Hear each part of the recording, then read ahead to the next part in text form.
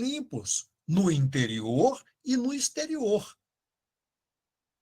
Vocês se lembram, com muita clareza, daquela passagem em João 13:10. Disse-lhe Jesus: aquele que está lavado não necessita de lavar senão os pés, pois no mais tudo está limpo. Claro, mas não todos. Quando vocês se lembram, lá na cerimônia, naquele momento sublime do lava-pés, aquela lição profunda que o Senhor Jesus transmitiu, não só para os apóstolos, mas para toda a humanidade em todos os tempos, quando Pedro se recusou a ter os pés lavados. Então, o Senhor Jesus aqui foi enfático. Eles não necessitavam, eles estavam limpos, mas não os pés, porque os pés são utilizados para a caminhada pelo mundo e se sujam.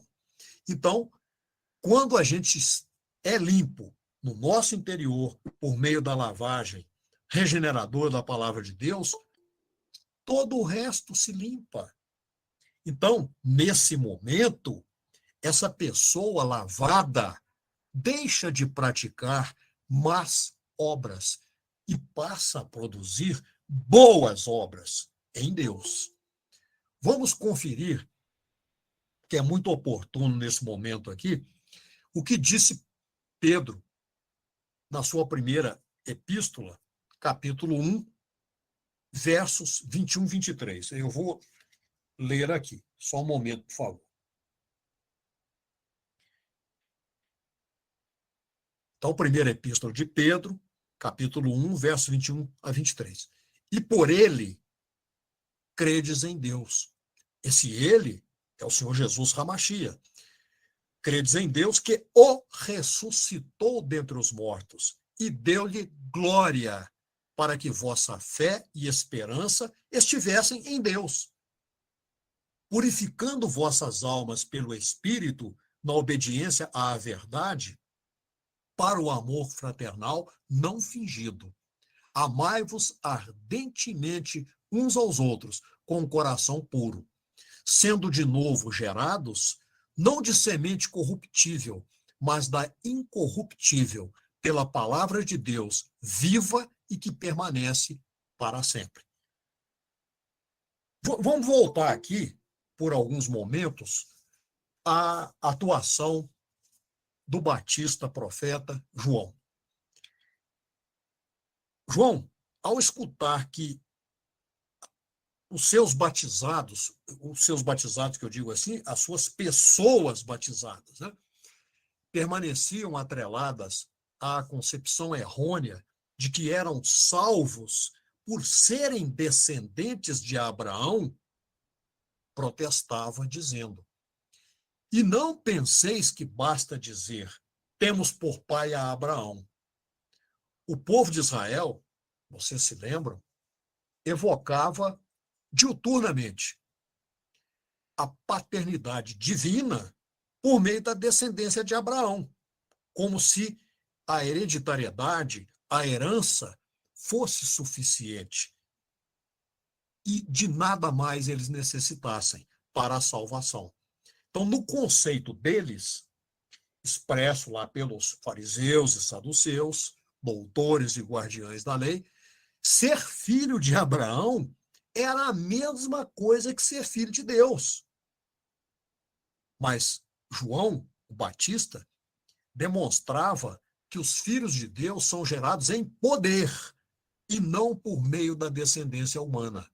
Dizia João: digo-vos, falando com esses saduceus e fariseus, que destas pedras, olha que imagem poderosa, Deus pode suscitar filhos a Abraão.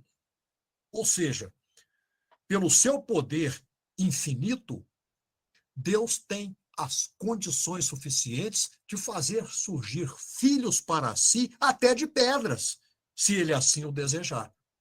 Então, o apóstolo João demonstrou com toda clareza, com toda veemência, que os filhos de Deus são criados em poder. Mas, aí ele explica, a todos que o receberam, àqueles que creem em seu nome, deu-lhes poder de serem feitos filhos de Deus.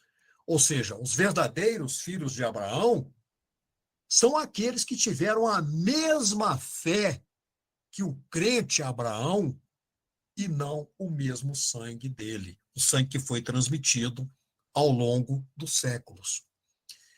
Então, nós podemos fazer aqui uma releitura do ministério de João, o Batista, sobre o arrependimento, que é o tema central da nossa conversa aqui. Então, repetindo, muitos que vinham ao batismo de João estavam conscientes, sim, de serem pecadores e eram por ele batizados. Mas quando João constatou que, principalmente escribas e fariseus, que vieram ao batismo, foram batizados, mas não haviam mudado suas concepções acerca de suas condições e da necessidade de salvação, João protestava, desmascarando a intenção e a condição dessas pessoas. Ou seja, mesmo batizados, a doutrina deles continha e persistia contendo o veneno da serpente do Éden. Por isso, foram chamadas raça de víboras. Eles seguiam uma doutrina arrogante, produto de uma mente carnal, banalizada, mundanizada. Eles deviam deixar esse conceito, simplesmente descartá-lo, o conceito de serem salvos pelo simples fato de descenderem de Abraão.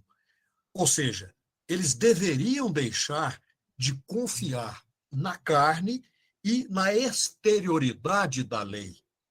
Deveriam esvaziar-se da ideia de que a circuncisão os tornava melhores e mais aceitáveis a Deus. Ou seja, o exterior. Precisavam, na verdade, reconhecer, sim, que eram tão pecadores quanto todos os outros homens. E, principalmente, deveriam aceitar aquele que viria após João o Batista. Então, se esses ouvintes do Batista não sentissem as suas misérias e continuassem em seus caminhos torpes, haveriam de ser cortados, como foram, por não produzirem bons frutos. Então, aquele, amados irmãos e amadas irmãs, era um momento mais que propício de os ouvintes de João o Batista mudarem o seu posicionamento existencial e passarem a produzir os frutos do arrependimento. Vamos lembrar que, só para abrir um parêntese aqui, quando o Senhor Jesus ficou sabendo que João o Batista estava preso, o Machia deixou a cidade de Nazaré e foi morar em Cafarnaum e passou a pregar. Isso está registrado em Mateus 4,17. O Senhor Jesus começou a pregar e a dizer: arrependei-vos, porque é chegado o reino dos céus. Esse era o bordão bradado pelo Batista João. E o Senhor Jesus também passou a pregar. Por que ele apregoou isso? Porque ele próprio fez isso. Porque os gentios também precisavam ter o seu caminho aplainado, preparado. Quando o Senhor Jesus passou a anunciar o evangelho aos gentios, ele estava cumprindo uma profecia. Talvez até mais de uma, mas estou me recordando aqui do que foi predito por Isaías, que está lá no capítulo 8, verso 20. A lei e ao testemunho. Se eles não falarem segundo essa palavra, nunca verão a alva.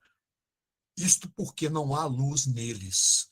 Então, nosso Senhor Jesus Hamashia é a luz de Deus enviada ao mundo. E ele tem o propósito de dar vida àqueles que estão mortos. Uma evidência clara de que o homem que nele crê está na luz verdadeira, porque o nosso Senhor Jesus, Hamashia, é a manifestação do reino dos céus na terra. Ouçamos o Senhor Jesus em Mateus 12, 28. Mas, se eu expulso os demônios pelo Espírito de Deus, então é chegado a vós o reino de Deus. Os demônios são derrotados, são expurgados. Ele manifestou isso com toda clareza. Então, somente após o arrependimento verdadeiro, que nós estamos delineando aqui ao longo dessa conversa, conseguimos entender que o Senhor Jesus Hamashia é a única maneira de chegarmos a Deus. A concepção antiga de salvação é descartada. E o Mashiach deve ser aceito como único e suficiente, além de definitivo, Salvador real. Enquanto os judeus, quer dizer, na verdade não eram só os judeus, mas os israelitas, alardeavam que eram filhos de Deus pela descendência de Abraão, o que o apóstolo Paulo declarou lá na carta aos Efésios? Vamos pegar aqui. Um momento, por favor. Efésios 4, versos 17, 18. E digo isto, e testifico no Senhor Jesus Hamashia, para que não andeis mais como andam também os outros gentios, na vaidade da sua mente, entenebrecidos no entendimento, separados da vida que há em Deus, pela ignorância que há neles, pela dureza de seu coração, os quais, havendo perdido todo o sentimento, se entregaram à dissolução, para, com avidez, cometerem toda a impureza. Então, vamos recordar aqui o seguinte: todos, sejam israelitas ou gentios, todos foram condenados em Adão, destituídos da glória de Deus e privados da sua presença. Todos nós sabemos disso. Enquanto os judeus se apegavam arraigadamente à descendência abraâmica e à circuncisão, os gentios, do seu lado, se aferravam à sua consciência e a uma lei interna na tentativa de aproximarem-se de Deus, como se isso fosse suficiente e se isso resultasse. Bom, quando tudo parecia perdido, e perdido estava, o caminho se apresentou. Para percorrê-lo, todos, então, israelitas e gentios, devem deixar de lado seus conceitos e concepções e precisam aceitar a doutrina do Senhor Jesus Hamashia. Então, aqueles que se arrependem precisam crer no Evangelho. Vamos ver, vamos ouvir, aliás, o que Paulo fala do arrependimento. Vamos pegar aqui Atos 26, 20. Mas anunciei primeiramente aos de Damasco e em Jerusalém, por toda a região da Judéia e aos gentios que se arrependessem e se convertessem a Deus, praticando obras dignas de arrependimento. Gente, esse texto aí insta os gentios a que pratiquem obras ou que tenham um comportamento digno, visto que passaram a professar que se arrependeram de seus conceitos. Então, aqui é utilizada a palavra arrependimento em lugar da palavra mensagem. Em Atos, um pouquinho na frente aí, em Atos, na frente não, é atrás, aliás, em Atos 2, 38 e 39, Pedro usa o vocábulo arrependimento no intuito de demonstrar o que haveria de ser alcançado. E o que seria isso? A remissão dos pecados. É pouco? Ou é o que nós buscamos? Então, Vamos ouvir, aliás, o que Pedro disse.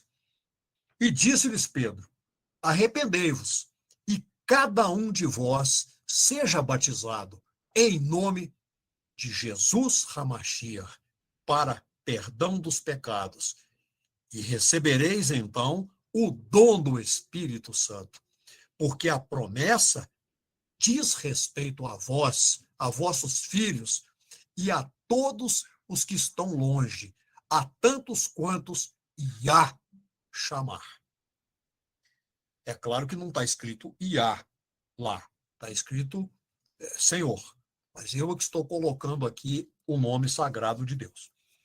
Em Lucas 24, 47, é sempre bom nós rememorarmos, o Senhor Jesus Hamashia comissionou os seus discípulos a que apregoassem mudança de concepção para que os homens pudessem receber a remissão dos pecados.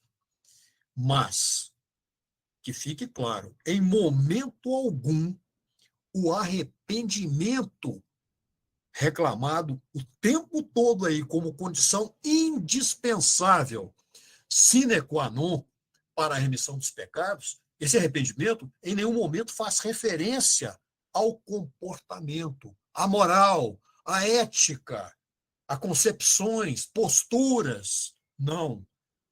Em momento algum, esse arrependimento verdadeiro vem atrelado à religiosidade, legalidade, formalismo, sacrifício, oração, etc. Por quê?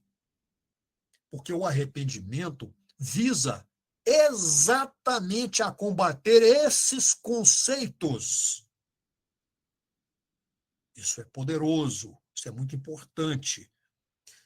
Então, prestemos atenção. Muitas vezes, essas concepções que listei aqui perseguem aqueles, inclusive aqueles que, como nós, já se achegaram a Deus.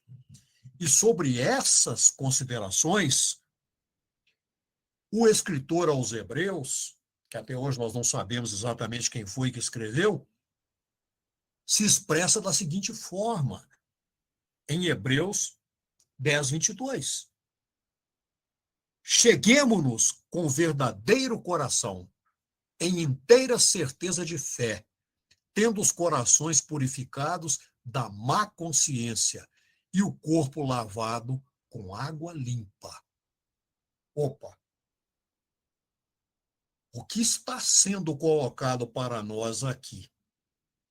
Esse verso nos concita a chegarmos a Deus, ou seja, não deveríamos temer estar na presença de Deus, uma vez que já temos um coração verdadeiramente purificado, preparado para comungar com Ele. Isso também é dito lá atrás, em Salmos 51, verso 10. Olha que pedido maravilhoso o salmista faz ao sempiterno Iá.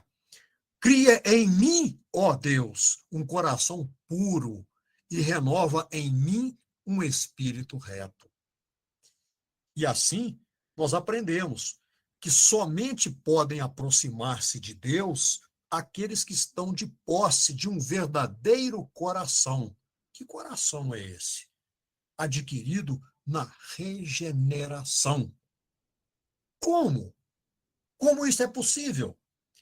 Quando nos encontramos de verdade com o Senhor Jesus Hamashia e nos tornamos seu corpo. E assim adquirimos uma nova natureza. Devemos crer na promessa que Deus fez àqueles que se tornaram seus filhos. A certeza de fé nos faz comparecer perante o trono da graça, trazendo, portando um coração purificado. Aquela ideia que antes tínhamos no pecado, ou seja, de que não poderíamos entrar no Santo dos Santos, já não existe mais, diante da certeza de fé. Por quê? O sangue do Senhor Jesus Hamashia nos purificou de todas as transgressões. Desse modo, amados irmãos e amadas irmãs, não podemos permitir que a má consciência nos afaste do Deus vivo, em cuja presença devemos estar com o nosso coração livre de impureza, certos de que já fomos limpos por sua palavra. Vou repetir, já fomos limpos por sua palavra e não por nós mesmos. As concepções oriundas do pecado devem ser descartadas, desconsideradas, cremadas. Por quê? Como crentes genuínos, nós somos nascidos de novo. E assim sendo, as coisas velhas já passaram. Na primeira aliança, vamos lembrar aqui, as pessoas jamais seriam purificadas dos seus pecados, visto que é impossível que o sangue de animais remova pecados. Se o escritor, de novo, esse escritor aí ainda desconhecido, pode ser que um dia venhamos a descobrir quem de fato redigiu a carta aos Hebreus, mas se esse escritor da carta aos Hebreus alerta os judaizantes da impossibilidade da lei, é porque a graça no Machia supre o que a lei não podia prover. Então, hoje, no Machia, somos purificados uma única e definitiva vez. E não possuímos mais, pelo menos não devemos possuir mais, consciência de pecado. E assim a gente pode dizer, como Paulo escreveu na primeira carta a Timóteo, logo no capítulo 1, verso 15. Esta é uma palavra fiel e digna de toda aceitação, que Jesus Hamashia veio ao mundo para salvar os pecadores. E olha como Paulo termina esse verso, dos quais eu sou o principal. Olha que declaração maravilhosa de humanidade, de fé e com todo o arrependimento embutido aí. Então, dentre os pecadores salvos, Paulo se apresenta como principal. E nós também podemos dizer, ou seja, ele era pecador, nós também éramos. Mas, assim como Paulo, nós assumimos hoje a condição de sermos salvos, que também podemos e devemos avocar. Por quê? Lá em Hebreus 10, versos 11 e 12, está escrito que o nosso Senhor Jesus Hamashia, ao oferecer um único e perfeito sacrifício pelos pecados, a seguir, ascendeu aos céus, sentou-se à destra de Deus, o que significa que sua imolação removeu todo o pecado, algo que era absolutamente impossível à lei. Dessa maneira, como seguidores fiéis e inarredáveis do Senhor Jesus Hamashia, não somos mais servos do pecado e tornamos-nos livres também da má consciência que antes nos acusava de pecado. Sabemos que Deus jamais se lembrará dos pecados que ele cancelou.